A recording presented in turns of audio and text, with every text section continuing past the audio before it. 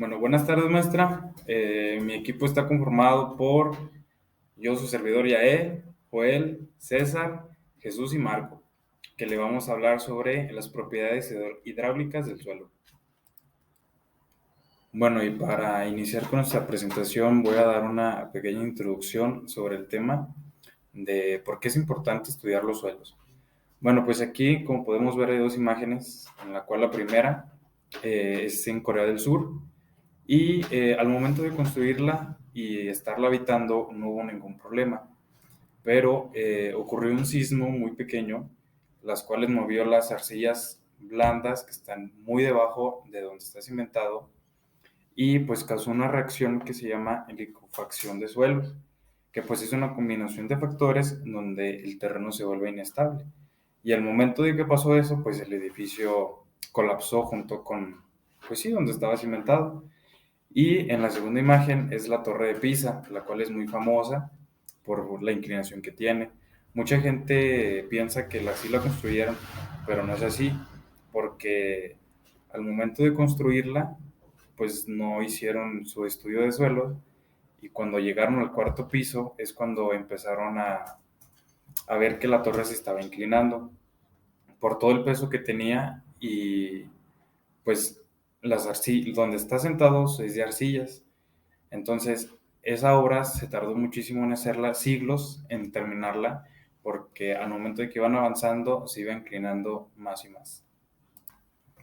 Bueno, pues ya al final logró terminarse la torre, la cual es muy famosa, que está ahí en Italia, y pues su caída ya era inminente, aparte de que ponía en peligro la vida de las personas, ya que tenía una inclinación de 5 grados. Entonces, pues ingenieros y matemáticos se pusieron a estudiar y encontrar soluciones y colocaron 41 taladros para remover la tierra donde el material donde está asentado la construcción, que al final retiraron casi 70 toneladas de material. Entonces, con el mismo peso de la torre se iba, por así decir, enderezando y lo dejaron a menos de 4 grados para no lo enderezaron por completo porque pues es una zona turística y lo dejaron a menos de 4 grados, pero ya no es una zona de riesgo. E igual colocaron cables para sostener la torre al momento de hacer ese movimiento y contrapeso para que bajara mucho más rápido. Y pues dicho lo anterior, con estos ejemplos que acabo de dar, ¿es importante estudiar los suelos? Sí. Y bueno, el suelo pues se estudia para diferentes aplicaciones. La primera la usan los agrónomos que, bueno, si tiene materia orgánica, limos o arcillas, pues es un excelente material para ellos, para poder trabajar y cultivar sus sembradíos. Y para los ingenieros civiles, si se tiene materia orgánica, limos o arcillas, pues es un suelo sumamente peligroso y de mala calidad, donde pues va a ser imposible construir la obra que está llevando a cabo. Los suelos en la ingeniería civil, bueno, pues para un ingeniero el concepto del suelo está relacionado con la obra que pueda construir sobre él o en él mismo. Y pues la importancia de la mecánica de suelos en la ingeniería civil, pues en sí hay dos usos del suelo. El primero sería el uso del suelo como material de construcción y el suelo como elemento de soporte de las cimentaciones. Y pues muchas de las obras de la ingeniería civil utilizan el suelo como elemento de construcción para construir terraplenes, carreteras, pistas de aterrizaje, diques y rellenos. Y pues para darle la estabilidad de tales obras, pues estará determinada por el desempeño del material de asiento situado dentro de sus propiedades de influencia, de los esfuerzos que se generarán o por los suelos utilizados para conformar los rellenos. Las propiedades hidráulicas del suelo son aquellas que determinan cómo fluye y se mueve el agua en el suelo. Algunas de estas propiedades incluyen porosidad. Se refiere a la cantidad de espacio vacío en el suelo ocupada por aire y agua. Permeabilidad. Se refiere a la facilidad con la que el agua puede moverse a través del suelo. Conductividad hidráulica. Se refiere a la velocidad a la que el agua puede moverse a través del suelo. Gradiente hidráulico se refiere a la pendiente del suelo y cómo ésta afecta al movimiento del agua. Y la carga hidráulica se refiere a la presión del agua en el suelo. En cuanto a cómo estas propiedades pueden afectar la construcción de estructuras, podemos dar algunos ejemplos.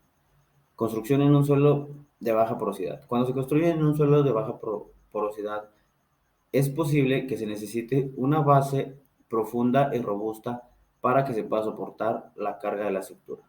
Si el suelo tiene una baja permeabilidad, es posible que se necesite un sistema de drenaje para evitar problemas de inundación. Y el ejemplo número 4 es, si la conductividad hidráulica del suelo es alta, puede ser necesario tomar medidas para evitar cambios en la estructura debido al movimiento del agua. En resumen, se podría decir que la importancia de comprender las propiedades hidráulicas pues, es esencial para la construcción de estructuras seguras y duraderas. Ahora nos adentraremos a un tema importante si queremos hablar de las propiedades hidráulicas del suelo, como lo es la ley de Darcy.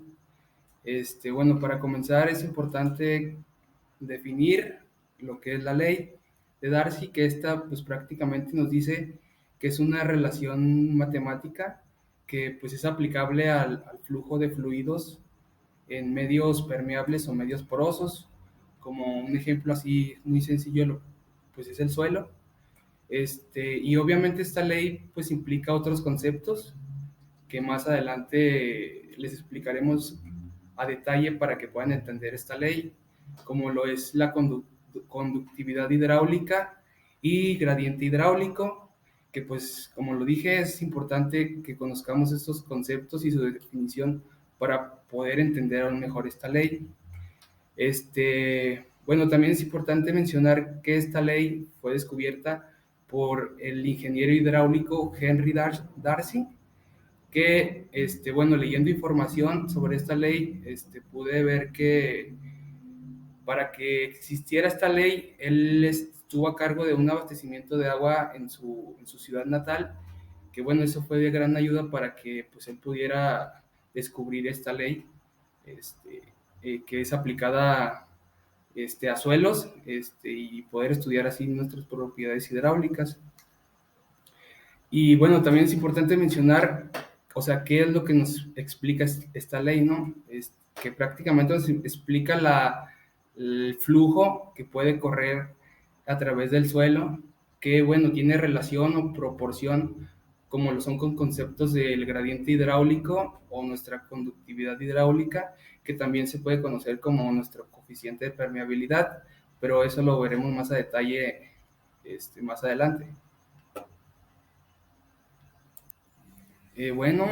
Para esta ley de Darcy se tiene una fórmula que, bueno, aquí podemos observar en la siguiente imagen que se presenta con sus incógnitas para poder entender aún mejor la fórmula, que, bueno, se nos presenta de tres maneras, que las tres son prácticamente lo mismo, pero en la tercera es la que realmente pues, se utiliza o es como se puede encontrar en libros o en problemas, la que se utiliza, que bueno, esta nos dice que Q, que es nuestro caudal, que se representa en unidades de metros cúbicos sobre segundo, es igual a un área transversal, que esta se representa en unidades de metros cuadrados, que multiplica a un coeficiente de permeabilidad, a una K, que así se denota, que también multiplica a nuestro gradiente hidráulico, que se denota con la letra I, y como lo mencioné anteriormente, pues son conceptos que más adelante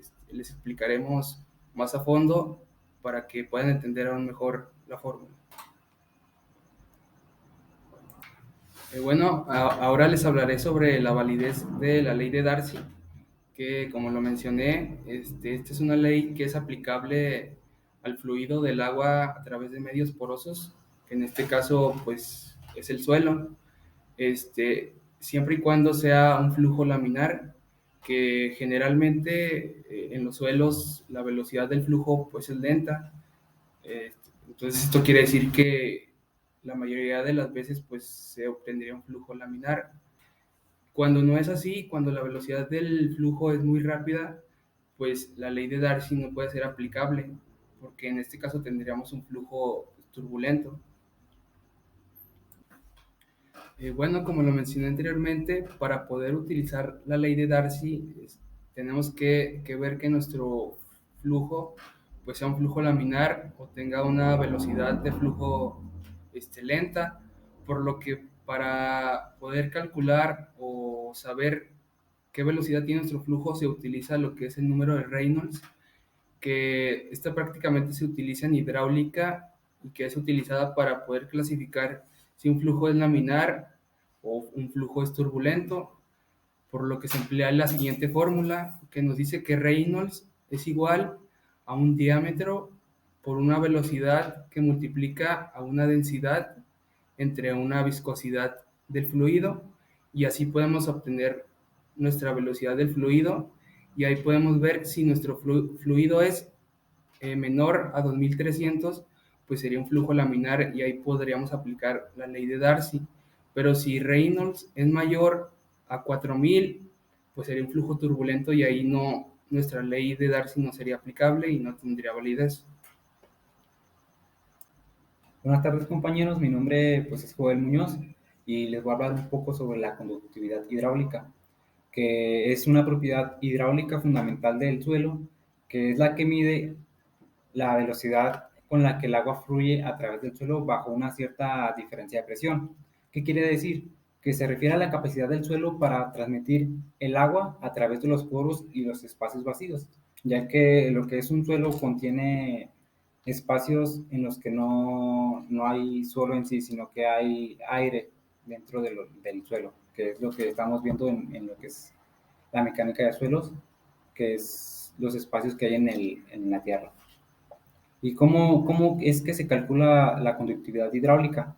Bueno, esta se puede calcular utilizando lo que es la ley de Darcy, perdón, que es la que acaba de explicar mi compañero, que establece que la velocidad del agua que fluye a través del suelo es proporcional a la diferencia de presión y la conductividad hidráulica del suelo. Y esta se mide en unidades de velocidad, ya sea por metros por segundo o centímetros por hora. También tiene lo que es una variación en diferentes tipos de suelo, que puede ser influenciada por factores como es la textura del suelo, el grado de compactación, o también puede ser la presencia de grietas y fisuras en el suelo. Por ejemplo, en lo que son los suelos arenosos, generalmente pues tienen lo que es una alta conductividad hidráulica debido a que tiene un gran tamaño de los poros y baja retención del agua, mientras que en los suelos arcillosos tienen baja conductividad hidráulica porque tienen una alta densidad y los tamaños de sus poros son más pequeños. Bueno, cabe recalcar de que la conductividad hidráulica es una propiedad del suelo muy importante para la ingeniería civil, ya que esta se utiliza en el diseño de sistemas de drenaje en carreteras y en estructuras de retención de agua, como puede ser presas o embalses. Por ejemplo, un diseñador puede utilizar la conductividad hidráulica del suelo para calcular la cantidad de agua que puede ser drenada en un área determinada en un periodo de tiempo determinado, pero también se puede utilizar para diseñar estructuras de contención de agua, como mencioné anteriormente, que pueden ser presas, embalses, y esto es para garantizar que el suelo tenga la capacidad adecuada para soportar la presión del agua sin fallar.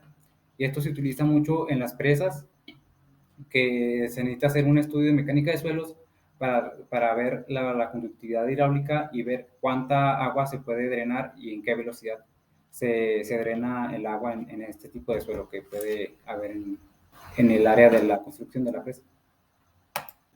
Y bueno, a continuación yo les hablaré sobre lo que son los suelos arcillosos y estratificados. Básicamente, estos presentan una serie de desafíos específicos dentro del campo de la ingeniería civil debido a las características físicas y mecánicas con los que cuentan estos. Entre algunos de estos principales desafíos son la baja permeabilidad, la variabilidad de la conductividad hidráulica y la variabilidad de la carga hidráulica. La baja permeabilidad básicamente se refiere a que los suelos arcillosos y estratificados suelen tener una baja permeabilidad, lo cual significa que tienen una capacidad muy limitada para permitir que el agua fluya a través de ellos. Esto puede crear a largo plazo problemas dentro del drenaje de la construcción en las estructuras, ya que el agua puede acumularse y así provocar fallas dentro de la estructura en sí. La otra es la variabilidad en la conductividad hidráulica.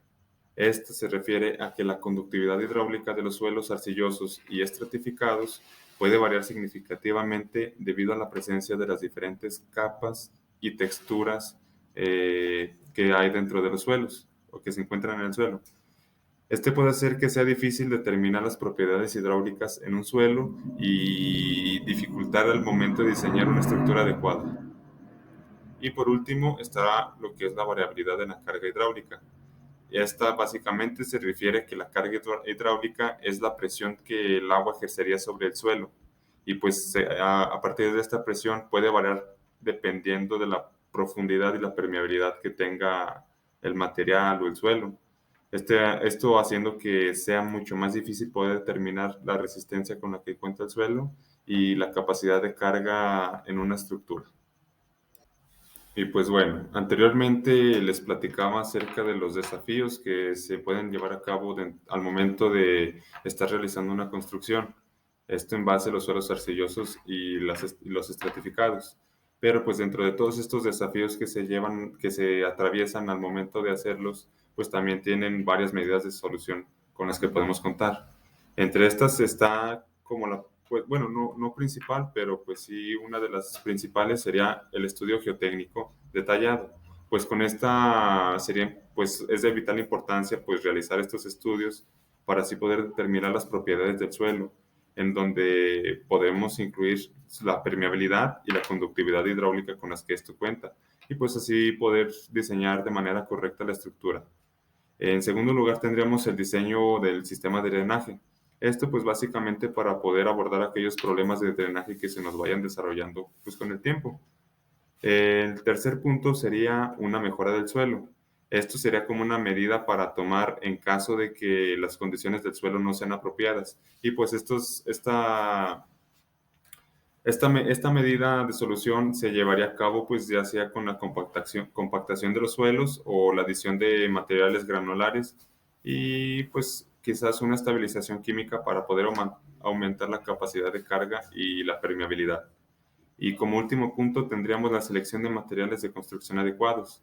Y pues esto sería un punto pues básicamente importante ya al momento de llevar a cabo la construcción de la estructura. Pues con él sabríamos qué tipo de material sería compatible con los tipos de propiedades del suelo y si serían capaces o no de soportar las cargas y bajo las condiciones ambientales en las que esté sometido el segundo tipo de suelo. Y pues bueno, algunos ejemplos de la aplicación de lo que les comentaba anteriormente de cómo se puede dar solución a los principales problemas, pues son los siguientes, en base a las siguientes imágenes. En la primera imagen podemos ver que es principalmente en la construcción de edificios en zonas costeras. Esto debido a que están construidos sobre suelos arcillosos y estratificados comúnmente. En la segunda imagen, a la derecha, podemos ver que es en la construcción de presas o también pueden ser en embalses. Esto debido a que los suelos arcillosos y estratificados de estas áreas pues suelen presentar un desafío para la construcción de las presas o embalses debido a la baja permeabilidad y la variabilidad de la conductividad hidráulica que hay en estas. Y por último sería también la construcción de carreteras y puentes. Esto pues debido a que los suelos arcillosos y estratificados también pueden ser un gran desafío a la hora de llevar a cabo las construcciones de carreteras y puentes debido a las bajas capacidades de carga que pueden llegar a contar. En resumen, el conocimiento de todos los temas que acabamos de abarcar es de suma importancia, ya que tener un breve conocimiento de las propiedades hidráulicas del suelo es realmente fundamental para tener una amplia gama de aplicaciones prácticas y cómo éstas pueden llegar a desarrollarse dentro del área de la ingeniería civil e incluso hasta la gestión de los recursos hídricos, por lo cual es importante que se sigan investigando y desarrollando nuevas técnicas e incluso nuevos métodos para mejorar la comprensión y la aplicación dentro de todos estos conceptos con el fin de que podamos asegurar un mejor futuro y que todo sea mucho más sostenible dentro de lo que abarca nuestro planeta y las personas que lo habitamos. Les damos las gracias por habernos acompañado alrededor de este tiempo y nos vemos. Hasta la próxima.